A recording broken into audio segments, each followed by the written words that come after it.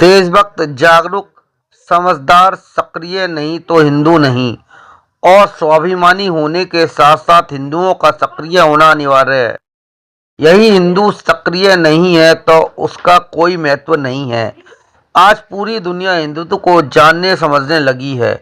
यह उद्गार कमला नगर विराट हिंदू सम्मेलन के तत्वाधान में सत्यम पार्क में आयोजित सम्मेलन में मुख्य वक्ता विश्व हिंदू परिषद के संरक्षक दिनेश कुमार ने व्यक्त किए। उन्होंने कहा कि आज 60 से अधिक देशों में भारत माता की जय के उद्घोष गूंजते हैं। हमारा लक्ष्य राष्ट्र को परम वैभव सर्वोत्तम स्तर तक पहुंचाना है। मुख्य अतिथि मृदुलकांत शास्त्री ने कहा कि सनातनी समाज को धीरे धीरे समाप्त करने के प्रयास हो रहे हैं। यदि अब भी हिंदू समाज नहीं जागा तो उसके दुष्परिणामों के लिए हम स्वयं जिम्मेदार होंगे। उन्होंने कहा कि भक्ति के साथ राष्ट्रवाद को जोड़ना होगा। बांग्लादेश में हिंदुओं पर हो रहे अत्याचार का उल्लेख करते हुए उन्होंने कहा कि हम अपने व्यवसायों में इतने व्यस्त हैं कि उनके समर्थन में रैली तक नहीं निकाल पाए। हिंदुओं को ब्राह्मण, वैश्य, दलित और ठाकुर में बांटकर कमजोर किया जाता है, जबकि हमें केवल हिंदू बनकर एकजुट होना होगा। हमारे यहाँ जाति नहीं बल्कि वर्ण व्यवस्था रही है। मंदिरों में सदैव हिंदू समाज को जोड़ने का कार्य किया जाता है। आज समाज को राष्ट्रकथा की आवश्यकता है और प्रत्येक हिंदू को शनिवार के दिन हनुमान चालीसा का पाठ करना चाहिए। आयोजन सत्यम पार्क में किया गया है।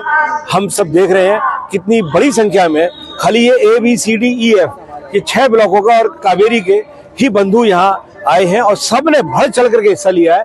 सब हिंदू एकता के पक्ष में है और हिंदू जागरण हो, अच्छे हिंदू बने, सतर्क हिंदू बने, जागरूक हिंदू बने और देश हित में कार्य करे जीवन का, ऐसा यहाँ आह्वान किया जा रहा है। और मैं इसमें आए सभी लोगों को बहुत बहुत शुभकामनाएं देता हूँ, बधाई। आज इस तरह की चर्चा किन किन के माध्यम से आज यहाँ पर 3 प्रमुख वक्ता हैं। बड़े दिनेश जी भाई साहब जो मुख्य वक्ता के रूप में आए हैं। हम सब जानते हैं वो अंतर्राष्ट्रीय विश्व हिंदू परिषद के प्रमुख अपने मुख्य महामंत्री रहे, अंतर्राष्ट्रीय महामंत्री रहे। उनका आज उद्बोधन था जिन्होंने संघ के 100 वर्ष के इतिहास के विषय में और हिंदुओं के जो बिल्कुल एक बार को अपना भावना से ऐसा हो गया था, कमजोर हो गया था, कैसे वो सुदृढ़ हुआ वो सब बताया। और 2 वक्ता हमारी साथी ब्रज किशोरी जी और मृदुलकांत शास्त्री जी ये अपना विषय भी रखेंगे। और निश्चित तौर कमला नगर में जिसका कि मैं संयोजक हूँ, मुरारी प्रसाद अग्रवाल, आप लोग देख रहे हो कम से कम 2500 लोग कुर्सियों पर बैठे हुए हैं और 1000 लोग बाहर भीतर अलग से खड़े हुए हैं। हम लोग कहते थे कि हिंदू एक नहीं हो सकता है। हम आप लोगों को बताना चाहते हैं कि हिंदू क्यों नहीं एक हो सकता है। अब हिंदू हमारा जग गया है, हिंदू एक है, एक रहेगा और इस देश को हम विश्व गुरु की तरफ बढ़ा करके ले जाएंगे। इस देश को हम हिंदू राष्ट्र घोषित करवा करके मानेंगे। अब ये देख लेना आप, इस देश में केवल 2 जातियां रहेंगी, एक हिंदू एक मुसलमान।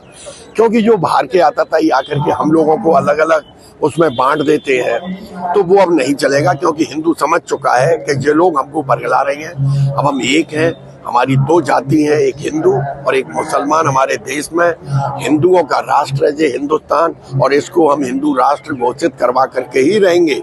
आपने जो उदाहरण देख लिया, हमारे पूरे हिंदुस्तान में 80,000 जो हिंदू सम्मेलन हो रही हैं और इनके रिजल्ट जो रहेंगे, इन सब हो जाने के बाद निश्चित रूप से इसको हिंदुस्तान को हिंदू राष्ट्र घोषित कर दिया जाएगा।